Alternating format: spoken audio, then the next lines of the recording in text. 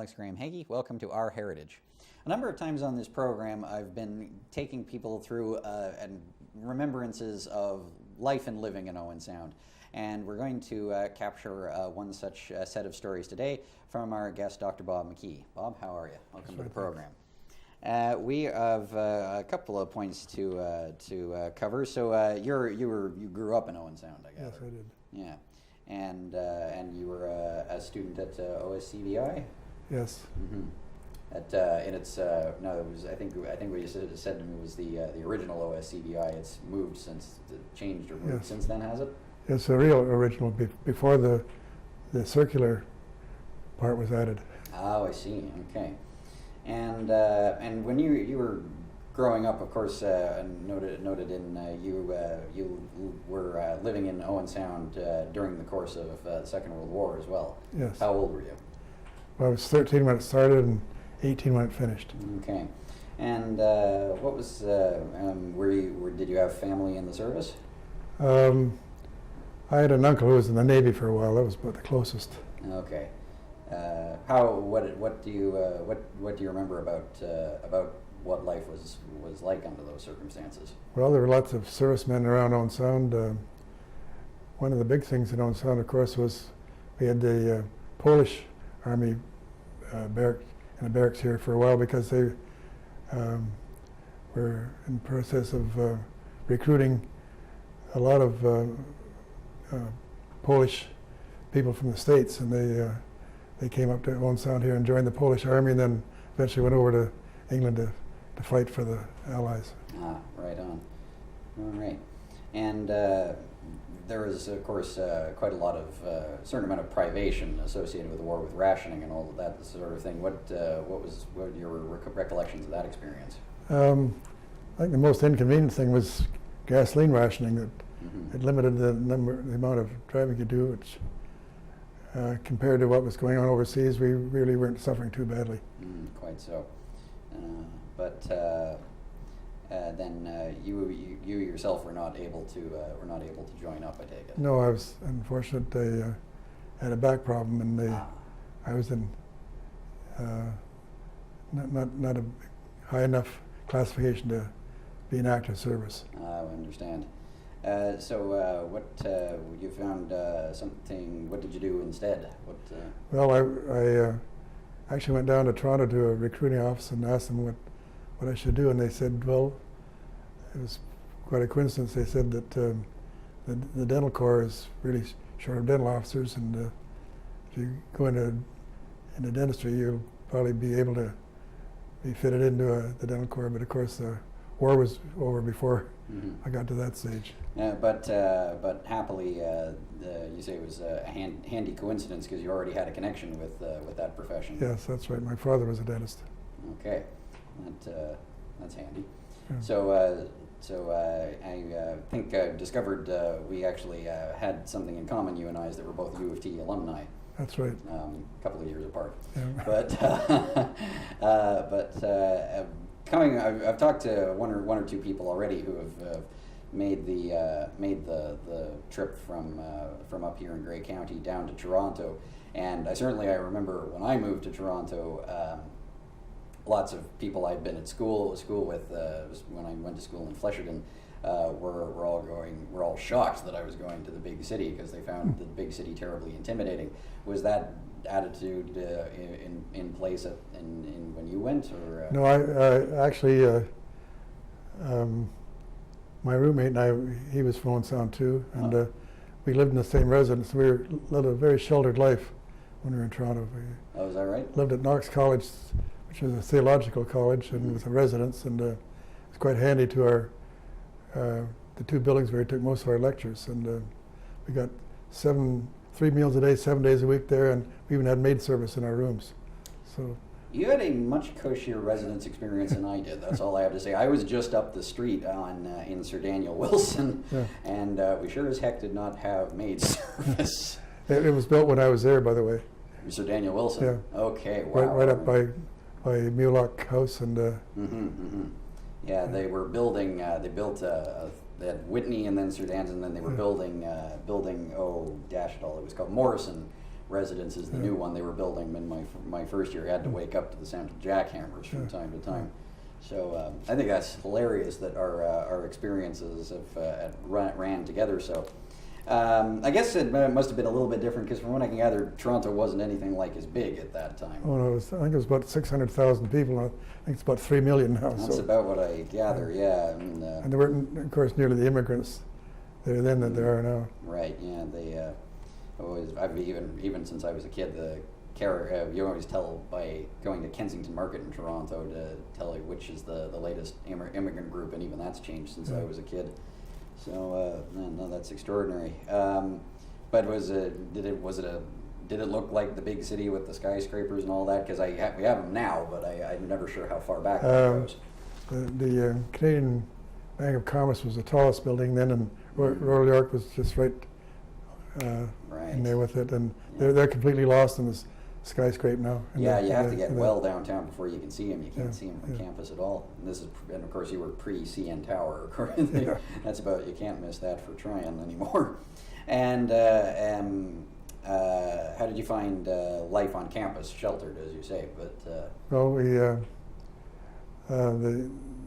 my classmates, we had about 58 in our class, 56 men and 2 women, and I was excused because of my physical problem, but the other men all had to do military training twice a week. Oh, really? In the Canadian Officers Training Corps.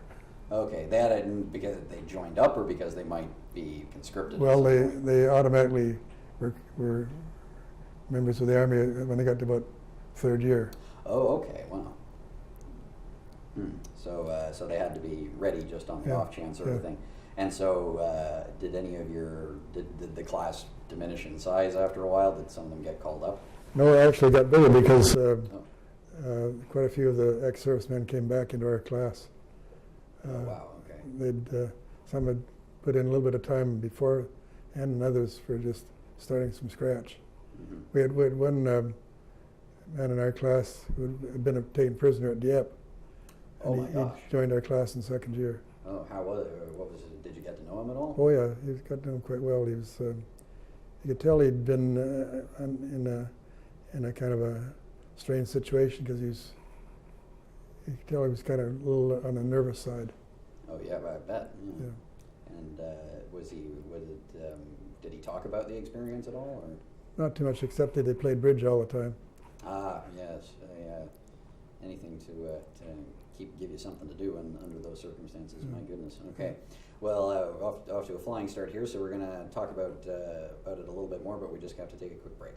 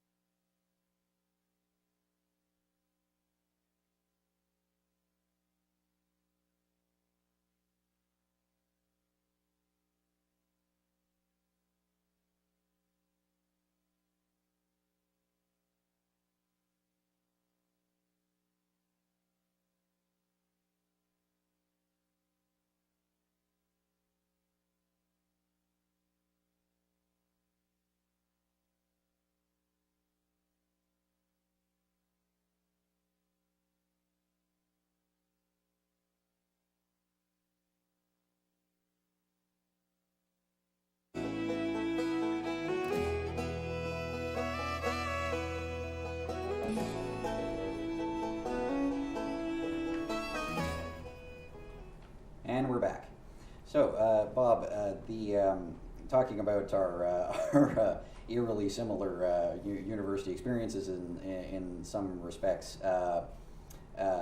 What did you find to do in your downtime there? Well, I spent a lot of time at Hart House, which is at that time was the main men's recreational center. It was a beautiful building. It is. There's about 3 or 4 gymnasiums, a swimming pool, and I used to go over there. I played basketball, and I also played lacrosse for the dental college. Okay. Did that had you played those before, or were those did you discover them in Oh yeah, university? I played basketball all through high school, and I played a little bit of lacrosse in Owen Sound as a midget or juvenile. Okay. You're braver than I am. I always get terrified all the swinging around that happens in those games. And then I had a good laugh at one of the things you told me is that anytime you wanted to go do something in Toronto, you'd hop on the TTC. Yeah. And most of the time when I was in university, we had the main thing any of us found to complain about was how expensive the TTC was getting. Yeah. So how much was it to get a ticket when you were? You got 4 tickets for a quarter. You're killing me here. Okay. So having what was the feeling for the general feeling in your class, especially since so many of them might have been called up? Was a lot of the talk to do with the war then, or was that? There's quite a bit, of course, because but then the war was over by the time we finished our first year. So Okay. And so what it was was the reaction? It was a post-war period. Well, Yeah. there were huge celebrations, of course. There were a lot of service people based in Toronto, both at HMCS York, the Navy, and the Air Force up in Eglinton, and Right. lots of Army people, and so there were lots of servicemen out celebrating, and servicewomen, of course, too. Yeah. So there was a Big relief. big celebrations. Mhm. And so when you went through your university and you graduated in 49? 49, yes. Okay. And so having gotten your DDS, did you come straight back to Owen Sound? No, as a matter of fact, our office wasn't quite ready, so I went to took over for a dentist in Long Branch who was suffering from arthritis. So I spent about 6 months in Long Branch before I came up to Owen Sound. That's a small community out to the west of Toronto, along the shore. I don't know if I've been through there, but I've definitely. It's seen part it. of Etobicoke now. That's right. Sounds familiar. Okay. And you were, of course. What was it like starting out as a dentist? Did you join someone's practice, or how did that work? Well, no, I took over for this doctor and he wasn't there. Oh, I see. And, Yeah. Okay. But we'd spent 2 years working in a clinic at the dental college, so we felt we were pretty well prepared, and Gotcha. maybe not quite as well prepared as we thought, but Yeah, no, you never are. we made out. No, so you were able to come back and you were able to join your father's practice. Yes, I did that in February of 1950. Where was the office? It was at the corner of 8th Street and 2nd Avenue, right diagonally across from the City Hall, on Okay. the 2nd floor. It's right near where I live. Okay, that's a funny old business. And then is it were there many customers? Were the customers from Owen Sound, or how big? I guess I should ask, how big was Owen Sound back then? Was it about the same I size? think it was I'm just kidding, it was about 15 or 16,000. Okay, so it's not too much smaller. Oh. Okay, and like what was you must have I imagine you get to see. I've talked in a number of interviews about sort of the different industries and things that were going on here. So what was the kind of, you must have gotten a pretty good sample of what kinds of people were in town at that Yeah, time. there was, the industries were going great guns because seemed to be a fair amount of business for the industries after the war, getting going again. Kennedy's, of course, was going great guns, and Russell Brothers had a big business making steelcraft boats and diesel engines, and then the furniture factories were quite busy at that time too. And the RBW, the printing firm, it was Yes, I know that. pretty well established. Right. So you had must have people from all walks of life under the Yeah. pick, as it were. Yeah, and of course there's a very large proportion of the rural population too. They came from around the countryside. Right. Was it? And I've asked again. Conversations I've touched on with folks like what's put it to you this way. I'm just trying to get a picture in my head of the availability of services at that time. Like, can you remember vaguely what's the furthest away people would be coming in from? I actually had people from Mount Forest. Oh yeah. And Durham and Southampton, Warton, Meaford. All coming to Owen Sound All to coming in, get their teeth sorted. And part of the reason for that was that some of these smaller places didn't have a dentist at the time, so they had to travel to come to a dentist. And but over the years, they gradually got their own dentist, so that source of patients kind of gradually dried up. That's interesting, because I've noticed in what I've been finding out in these programs that little communities in Grey County have enormous amounts of local production, but it's interesting that a service like that was something that was you had to come from a lot longer distance to get at. Yeah. It's fascinating. That's true, although, as I said, they gradually seemed to get their dentist. There was a while, there was a dentist even in Durham, but they're well looked after now with 2 or 3 dentists. And same in Meaford for a while. They didn't have a dentist for a while. And Gotcha. All right. Then I suppose the other thing that interests me after that is finding out about the evolution of dental care, because you retired in about when about 49. No, pardon me, in 1998. Okay, so we're gonna get a little bit of perspective on what some of the evolution of that process might have been. We're gonna take a quick break.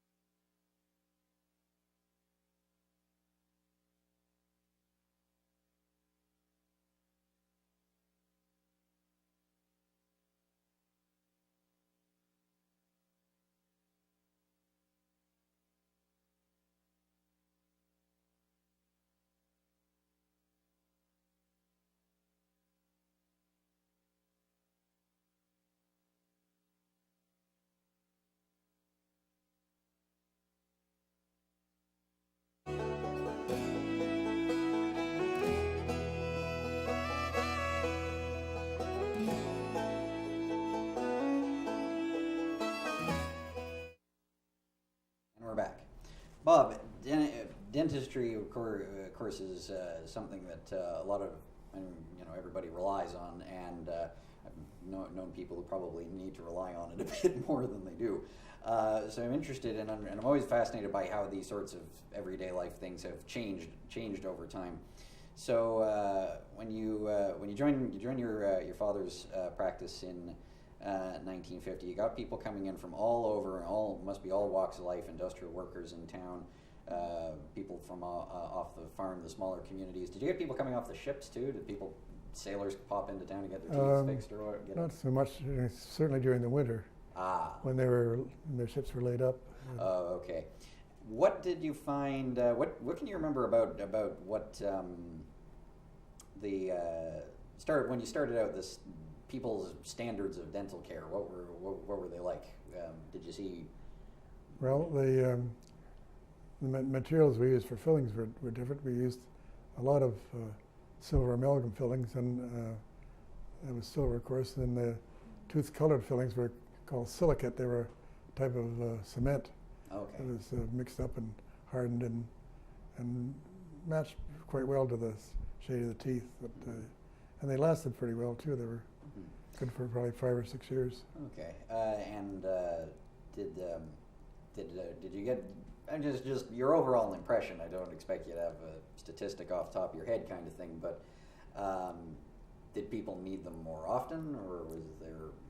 Well, there was a big variation in the dental health of people that came in the office. Some, of course, had looked after the teeth very well and had a fairly good resistance to dental decay, and others were really pretty well bombed out as far as their teeth went. Oh dear. At the start.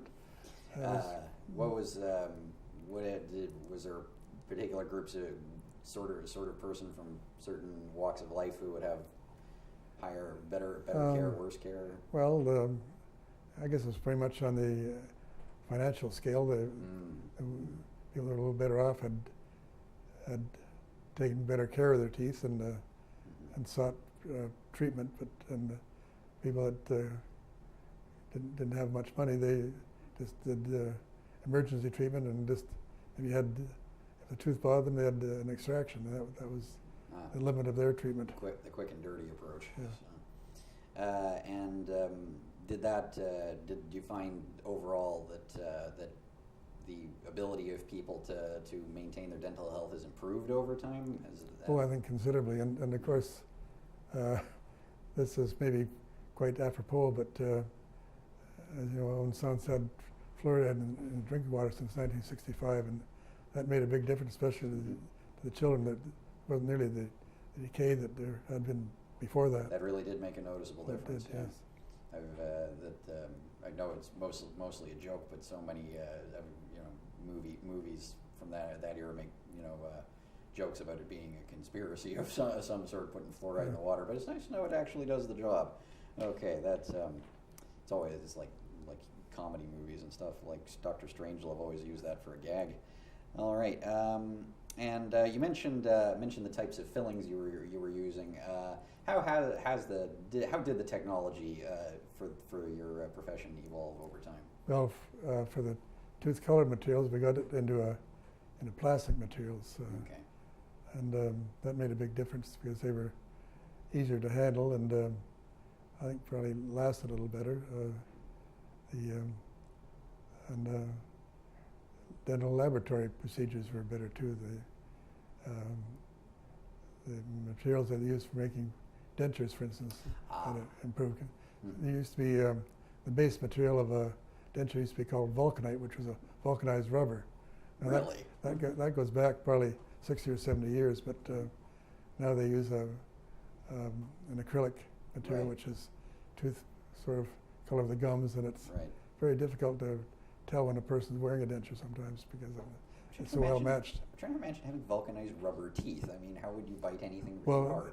that wasn't the teeth. The teeth were porcelain, Oh, okay, I but see. it was the base, the gum material which supported the I teeth. Was understand. Okay, I was vulcanized. envisioning rubber teeth. I was like, no, that doesn't work, does it? Okay, no, that's neat. Now it goes back a long way. This vulcanite. Okay, yeah, I guess so. And what about tech? I'm trying to think of what did like when I go to the dentist, I have to get those X-rays, and it's just kind of like a tube that they park next to my face, and it goes bzz for a second. Yeah. What were the machines like when you started? Oh, they were almost scary. They had the